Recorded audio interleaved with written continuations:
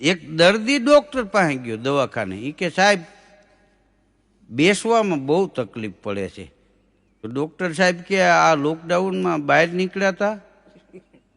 તો કે હા, તમને કેમ ખબર પડી ગઈ? ડોક્ટર કે હમણાં આવા કેસ બહુ વધારે આવે, આ એવો વાયરસ છે.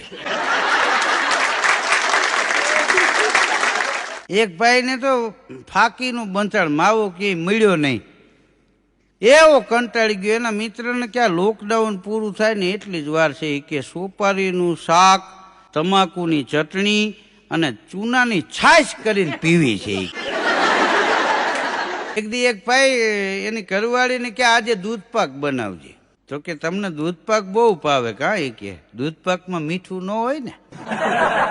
તો દૂધપાક બનાવ્યો તો જમવા બેઠો, બે ત્રણ ઘૂંટડા દૂધપાકના ભરીને બેઠો બેઠો કે આ કેવો દૂધપાક બનાવ્યો, આમાં નકરું